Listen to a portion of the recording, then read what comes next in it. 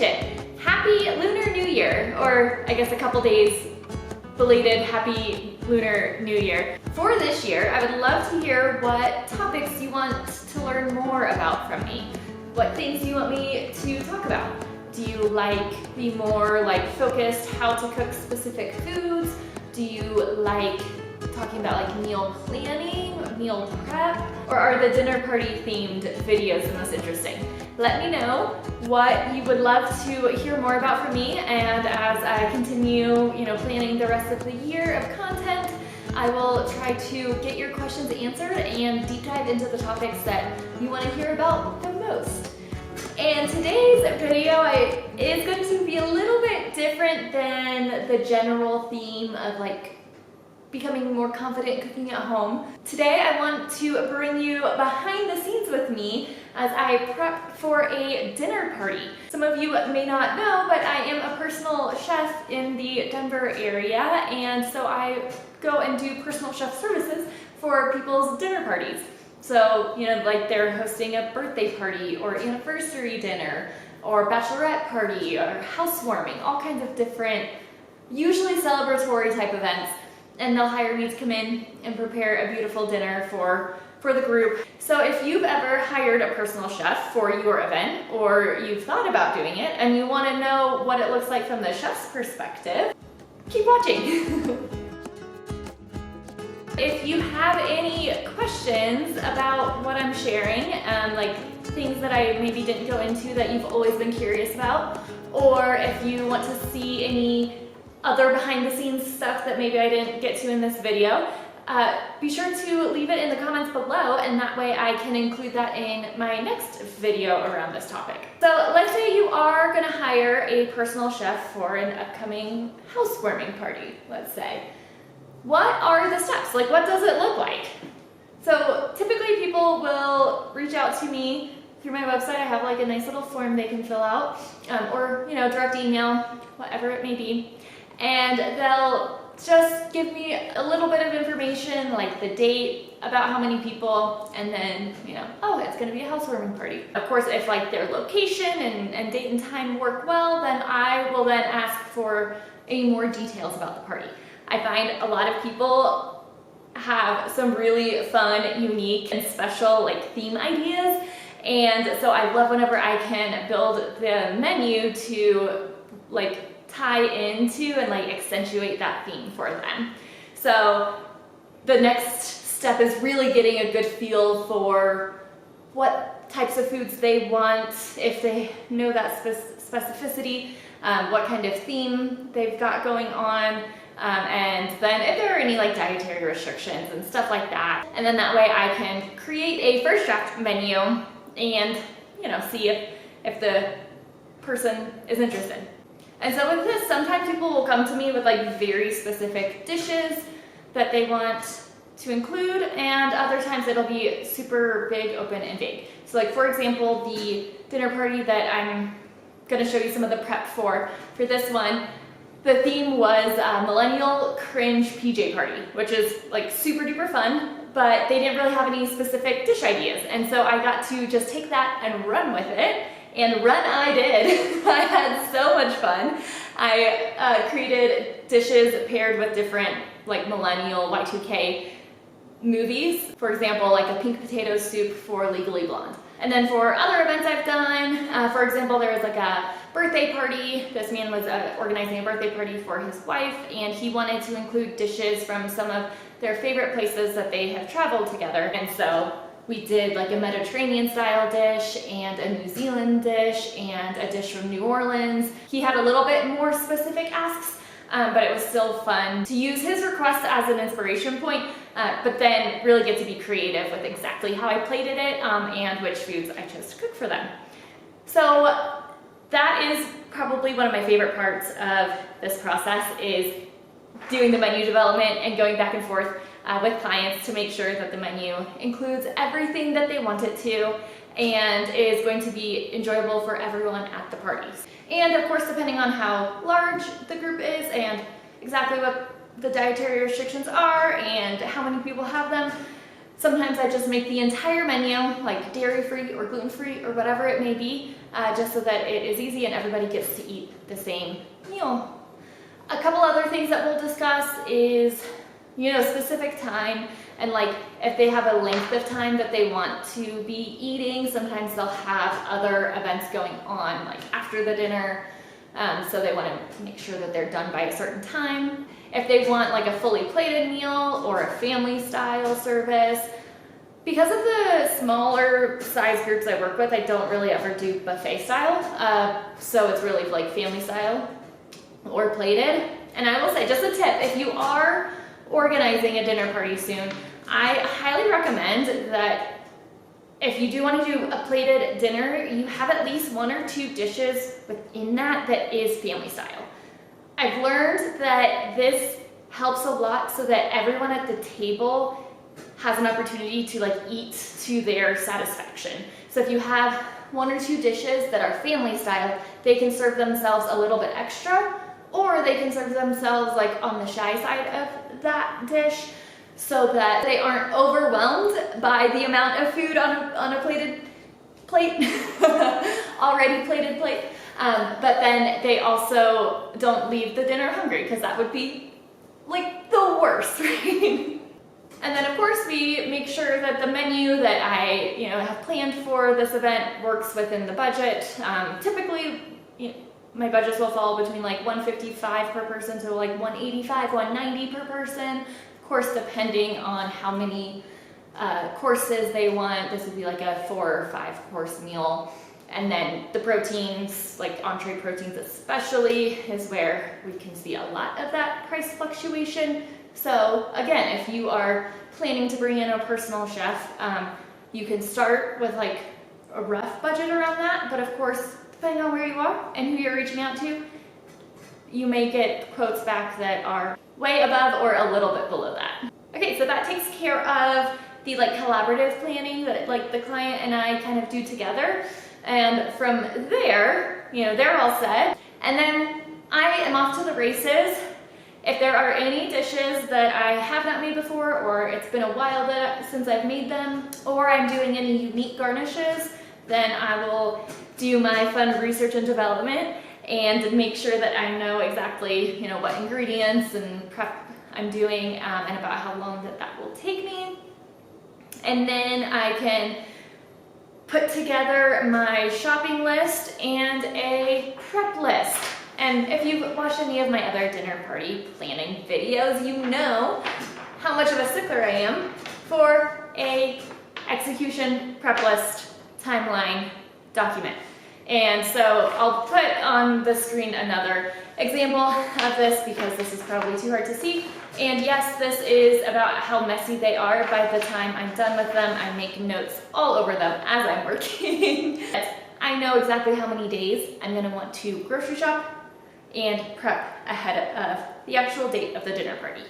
So you might have a super fun, enjoyable dinner party that lasts like 2 or 3 hours, and the chef behind it has probably put at least 3 days of work into creating that beautiful experience for you. So what are we doing during all of that time? Well, of course, the grocery shopping is a significant part. And I will say that most of the time it takes at least 2, if not 3 different grocery shopping trips. And so that could be 3 different stores, or it could be like 2 different stores, but split on different days. That way I can get certain ingredients super duper fresh, like as fresh as possible, as close to the dinner party time as possible, while a few days ahead of time getting the other ingredients that I need to prep, especially dessert. You guys know how much I love making desserts like days and days ahead of time. So there is a pretty significant amount of time and planning that just goes into when and where to buy exactly what. And then once I get those ingredients home, of course, it's time to wash all of the produce and start slicing and dicing and chopping whatever is appropriate to like start at that time. So as you saw for this menu, part of the entree was green beans or haricot vert, but green beans. So here I'm just cleaning out, I washed them, but I'm like cleaning out any green beans that don't look great and then trimming off the end, them down so that they'll cook a little bit more evenly. But I'm not gonna cook those until I get to the home. So I'm just prepping them, putting them in a nice food storage container. And then those are set to go like until it's showtime. And right here I am just prepping the garnishes for that. So I chose to garnish that pink potato soup with cucumber, an ode to like spas. I feel like Legally Blonde has a lot of spa energy in the movie. And then really thinly sliced radishes and habaneros. And they say that radishes and habaneros release endorphins, and endorphins make you happy. And if you've seen the movie before, you know how that line ends. Okay, so what are the dishes that I typically try to prep all the way or very, very close to being done before I get to the client's home? Soups, most of the time those can be made the day or two beforehand, and a lot of times like soups intensify in flavor a little bit overnight, so it's great to make the soup and then cool it down, keep it in the fridge, and then warm it up right as around showtime, right? And then salads are another great dish to have almost all the way prepped. If a salad has any warm elements or like anything that needs to stay crunchy, then I'll wait and add those when I get to the client's home. Also, I typically don't dress salads until right before I serve them.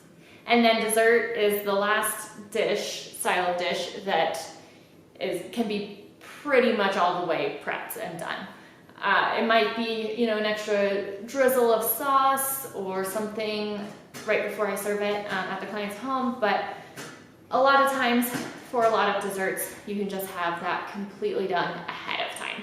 All right, and you all know I love to have like welcoming bags and amuse-bouche style snacks so that as people arrive, if they are hungry, it's ready for them even before dinner starts. And so, for example, like a charcuterie board is a great option for this.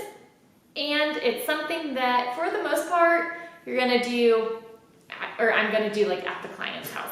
It's tough to transport a huge charcuterie board full of stuff. So any of the elements,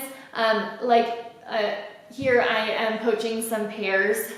So elements like poached pears, anything that is cooked, seasoned and roasted nuts, any components that have like extra work to them, I'll have those completely ready before I leave. And then most of the other like welcoming bites, the components may be finished, and then if there is an element of it to warm up, then I'll get to the client's house and I'll do that. And that'll typically be like number one on my priority list for my at the event prep list. So you know how I have my handy dandy timeline prep list for the days leading up to it. Typically I will make another one of these for whenever I'm at the client's house. And I don't typically really like reference it while I'm there.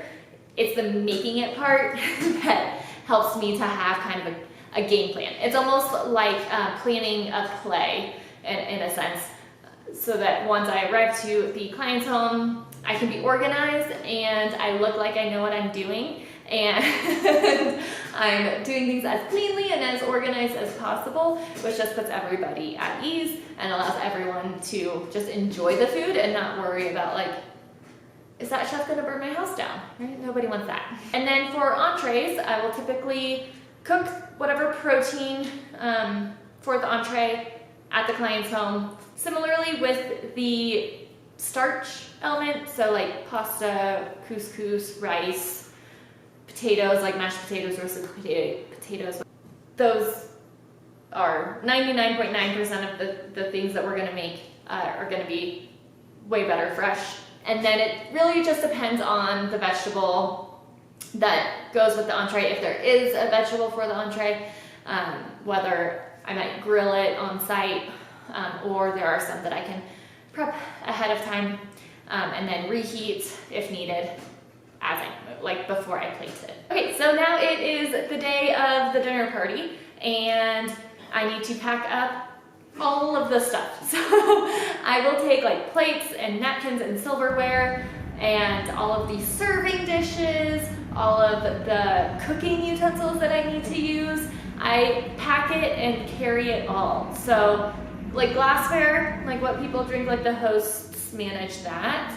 But like I said, I will bring every different plate and bowl and piece of silverware that you're going to need. So it gets to be quite a lot. In addition to the dishes, I also need to make sure that there's spatulas or spoons or ladles or tongs, whatever the correct serving utensils are going to be, especially if it's a family style service, so that everyone is able to elegantly serve themselves. And we don't have, any food running off of the plates or anything like that. And then cooking equipment also. So all of the pans that I'm going to use, any knives or cutting boards or other utensils. And this is another reason why I try to prep so much ahead of time, because I don't want to be packing my food processor and carrying it all the way there and then running it. It's going to be pretty loud, and ideally I'm like away from the party and as quiet as possible. So typically anything that needs to be done in a food processor can be done ahead of time. I never want to take any more equipment than is absolutely necessary. And then pack up all of that food into coolers, or if it's warm, crock pots work well too. And then drive to the host's home. Get there, unpack everything, and of course, I know that the exact time that they hoped to start eating isn't always the actual time that they are going to be ready to sit down and start enjoying the meal. And so, in addition to, yes, being sure that everything is ready, I can't get things ready too far ahead of time, and I have to keep myself very flexible within this timeline that I make for myself. So once I have everything unpacked, I'll typically start with the welcoming bites, make sure that the elements for that needed to be warmed up are warmed up and everything is assembled, and that way people can begin snacking on those as early as they would like. And then I will simultaneously usually start heating up some things on the stove, maybe throw an item or two in the oven. Here I will show you a clip from an event, and this is a pretty unique event. More on that in a second, but you'll see a lot of what I'm doing before people actually sit down to eat is like just kind of a lot of keeping an eye on different pots and pans on the stove, giving things a little bit of a stir every once in a while. It's a lot of monitoring. As I mentioned, this event that I have clips from, you see, or it's weird. It's a different style event from most. You'll see there are people like actually sitting in front of where I'm cooking, and so this event, it wasn't really a cooking class, but it was a little bit more that style. And so I was really like cooking and serving the food pretty much from the stove right to them. Most other parties that I do, even if there is a cooking class element to it, we'll do that, we'll clean that up, and then typically people will sit down in their dining room. And even if it is in a separate room, I do love whenever there's at least some space between the kitchen and the dining room. And that way you can really sit, relax, have great conversations with your guests. And if I try to make as little noise as possible, but if I am making some noise in the kitchen, I'm not interrupting you guys at all. I will bring over, the dishes, and as I bring the dish to the table, I will, present it, talk about what ingredients are in it, if there is a significance, as the host and I were putting together the menu, if there are any of those special touches or things that I need to make sure everybody is aware of, then I will include that in the description. And that is really the mark of like the beginning of showtime. Once I serve that first dish, the rest of the dishes and the pacing of the meal has really been kicked off. So from this moment until dessert is complete, I am keeping an eye, making sure that nobody is sitting with an empty plate or bowl in front of them for too long, while at the same time pacing the courses enough so that nobody feels overwhelmed with the food. I want to give people that opportunity to breathe in between courses also. Oftentimes clients will ask to take a bit of a break between the entree or the last course and dessert, which makes so much sense. It is a lot of food, and a lot of times you can get kind of overwhelmed. So even as I'm like serving the courses and the different plates, I'll be doing whatever cleaning I can do kind of behind the scenes. And if they want to take that break in between the entree and the dessert, that is a great time for me to be able to pack up any of those leftovers and get those in the fridge, and then potentially have the kitchen almost completely clean before I even serve dessert. Everybody has eaten an amazing meal. They've enjoyed their dessert. Their leftovers are in the fridge. I cleaned the kitchen, and now I packed up my car, and now I'm on my way home. It's complete, right? The dinner party was a success. Yes, and I get to come home and do a bunch of dishes. So even when your dinner party is over, just know your chef is at home washing plate after plate, bowl after bowl, and pan after pan. And I didn't actually like film any of that because I figured that might be a weird clip. You probably don't want to just watch somebody washing dishes and stacking dishes back into totes. But yes, you know, there's a fair amount of dishwashing that gets to be done. And then that is whenever the dinner party can be considered complete.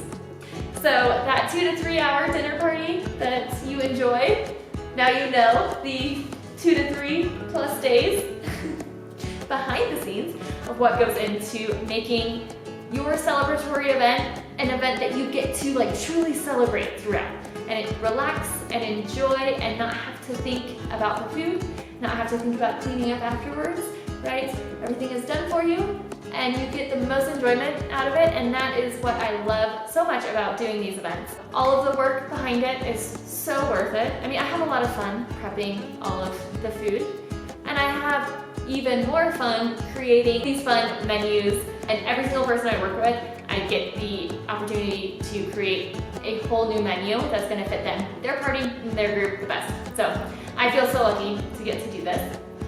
If you have any questions about anything that I maybe mentioned, but I didn't talk in enough specifics about that you wanna know more about, let me know.